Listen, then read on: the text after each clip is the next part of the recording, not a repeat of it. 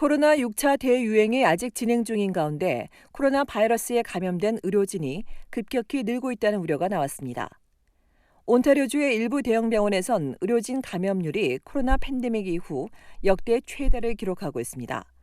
문제는 이들이 코로나 병가로 자리를 비우면서 수술이 취소되거나 지연되는가 하면 환자를 다른 병원으로 이송하기도 하고 심지어 야간 응급실을 폐쇄하는 등 의료 파행 사태가 이어지는 겁니다. 병원들이 간호사들을 재배치하고 초과 근무를 요청하며 애쓰고 있지만 의료 인력 부족을 해결하지 못하는 실정입니다.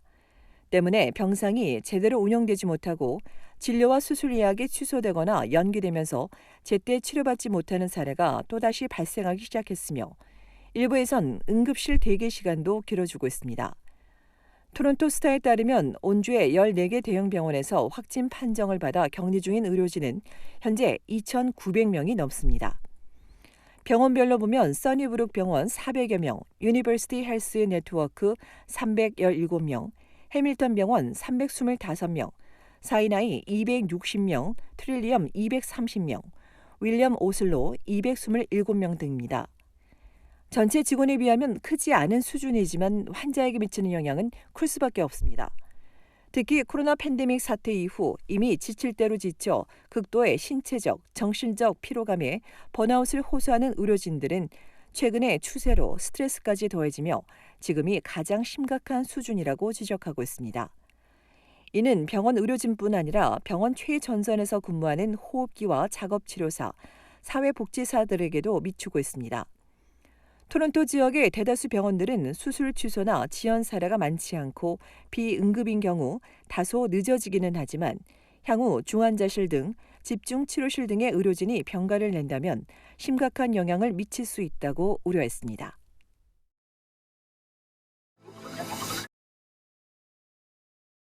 연방보건당국이 오는 월요일부터 캐나다 입국 규제를 완화합니다. 이날부터 접종 완료자와 동행하는 5세에서 11세 어린이는 백신 접종 여부와 관계없이 사전에 코로나 검사를 받지 않아도 됩니다. 또 접종 완료자와 이들과 동행하는 12세 미만 어린이, 백신 면제자도 더 이상 격리 계획서를 제출하지 않도록 했습니다.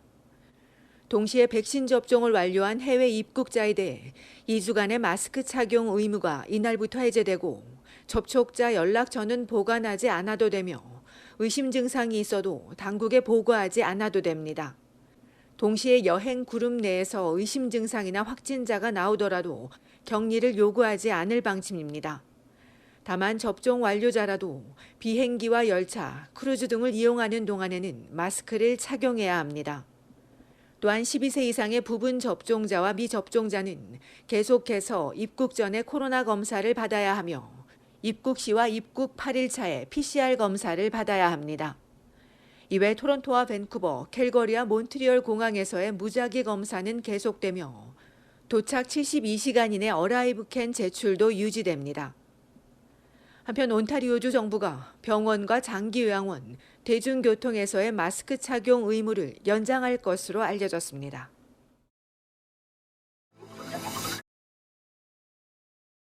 캐나다의 모든 은행들은 이트랜스퍼를 주고받을 수 있는데 최근 이트랜스퍼를 이용한 사기가 증가하는 것으로 나타났습니다. 계좌 주인도 모르게 돈이 이트랜스퍼를 통해 다른 계좌로 빠져나가는 겁니다. 온타리오주 A씨는 지난해 11월 어머니의 비모은행 계좌에서 누군가가 $10,000를 송금해 갔다고 전했습니다. 평소 잘 쓰지 않는 B씨의 비모 신용카드를 통해선 $7,400를 현금 서비스 받고 이를 계좌에 옮긴 뒤 전액 빼내갔습니다. 두 명 모두 수일이 지난 뒤에서야 사기 피해 사실을 알게 됐습니다. 이후 비모 은행 측에 사실을 알리고 되돌려줄 것을 요구했지만 은행은 정확한 비밀번호를 사용하고 보안 코드와 IP 주소까지 동일했다며 잘못이 없다고 강조했습니다. 전문가에 따르면 지난해 이 트랜스퍼 사기 36건이 접수됐는데 이런 유형은 사기범을 체포하거나 피해 액수를 돌려받기 어렵습니다. 이번처럼 로그인 정보와 IP 주소까지 동일한 경우는 컴퓨터를 원격 조정한 것으로 보이는데 이는 은행 정보뿐 아니라 다른 정보들까지 빼낼 수 있어 위험하다고 우려했습니다. 이런 사기 피해 예방을 위해 전문가는 피싱 이메일을 식별하고 비밀번호를 다양화하며 모르는 링크나 소프트웨어는 클릭하거나 설치하지 말아야 한다고 조언했습니다. 또 인증을 2배로 강화하고 답변하기 어려운 보안 질문을 만들 것을 덧붙였습니다. 비모은행 측은 고객의 계정 보안은 은행과 고객 모두의 책임이 뒤따른다며 온라인 뱅킹 기기를 도난당하거나 비밀번호가 도용됐을 경우 24시간 안에 은행에 알려줄 것을 당부했습니다. 한편 A씨는 이번 사례를 토론토 경찰에 신고했고 지금은 은행 계좌가 열린 것으로 추정되는 브리티시 컬럼비아주 버나비 연방경찰도 수사에 참여한 것으로 알려졌습니다.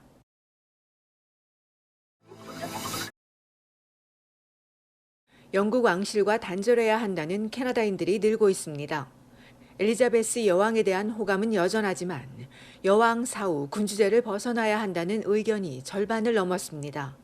최근 여론조사에서 절반이 넘는 응답자가 찰스 왕세자를 캐나다의 국가 원수인 영국 왕으로 인정하는 데 반대했습니다.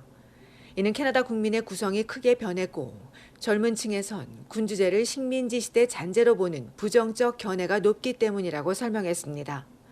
이번 조사는 지난 5일에서 7일 앵거스 리드 포럼의 성인 회원 1,607명을 대상으로 온라인을 통해 진행됐습니다.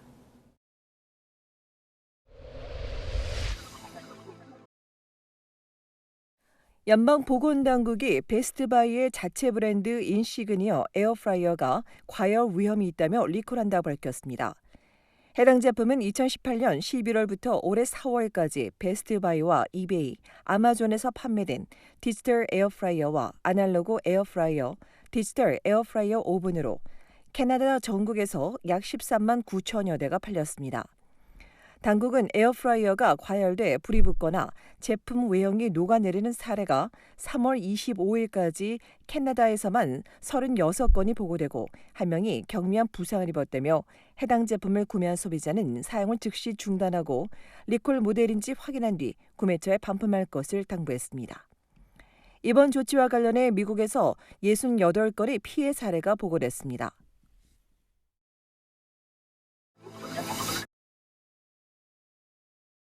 어린이가 타고 있던 승용차에 올라타 도주하려던 남성이 때마침 범행 현장 인근에 있던 경찰에 딱 걸려 붙잡혔습니다. 온타리오주 토론토 경찰은 어제 아침 11시쯤 노스역 영가 핀치 애비뉴 웨스트에 있는 한 주유소에서 기름값을 지불하러 운전자가 잠시 자리를 비운 사이 운전석에 올라타 어린이를 태운 채 달아나려 한 혐의로 25세 남성을 붙잡아 조사하고 있습니다.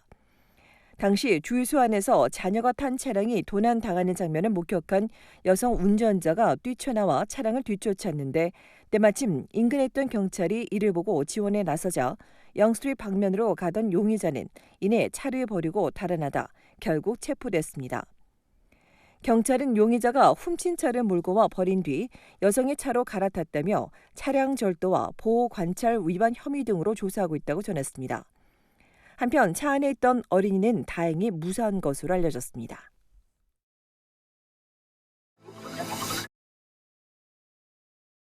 온타리오주 욕적 경찰이 말캄 쇼핑몰에서 10대 소년을 성폭행한 용의자를 공개 수배했습니다.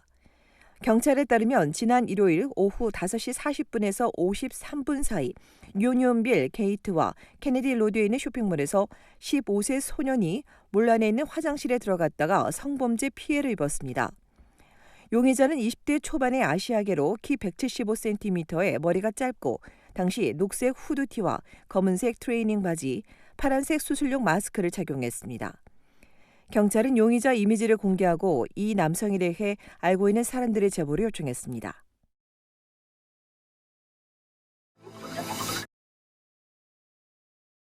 캐나다 전국에서 10대 살인 사건이 잇따르고 있습니다.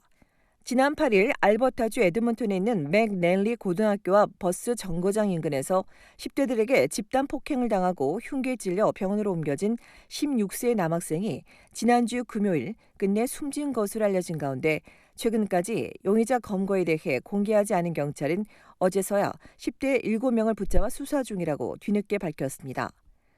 에드먼튼 경찰은 피해자 사망 후 진행된 부검에서 가슴 흉기 부상이 사인으로 드러났다며 10대 용의자들에 대한 혐의도 살인 미수에서 달라질 것이라고 덧붙였습니다. 이외에 지난 화요일 오후 퀘벡주 몬트리올에 있는 세인트 토마스 고등학교 앞에선 10대 두 집단 간의 시비가 붙었는데 이 과정에서 존 레니 고등학교 출신인 16세 남학생이 흉기에 찔려 병원으로 이송됐으나 이틀 뒤 숨지고 15세 남학생도 부상을 입었으며 16세 2명과 17세 1명이 가해자로 체포됐습니다.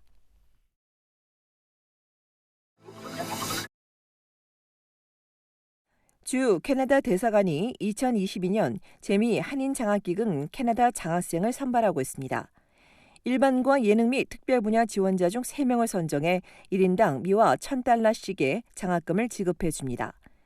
한국인 유학생뿐 아니라 부모 중 1명이 한국계인 동포학생, 입양된 동포학생 등이 대상으로 신청 가능한 학점은 4.0점 기준으로 3.0점 이상이며 학부에서 장학생으로 선정됐어도 대학원에서 다시 장학금을 신청할 수 있도록 신청 문호가 확대됐습니다. 오는 6월 17일이 마감으로 일반 지원자는 각 지역 공간에 예능계 및 입양 특별 장학생은 대사관으로 제출하며 이와 관련한 자세한 내용은 캐나다 대사관이나 총영사관 홈페이지에서 확인할 수 있습니다. 한미 수교 100주년인 1981년을 시작으로 한국 정부가 총 $290만 기금을 출연해 매년 장학생을 선정하고 있으며 2021년까지 40회에 걸쳐 모두 3,296명에게 장학금이 지급됐습니다.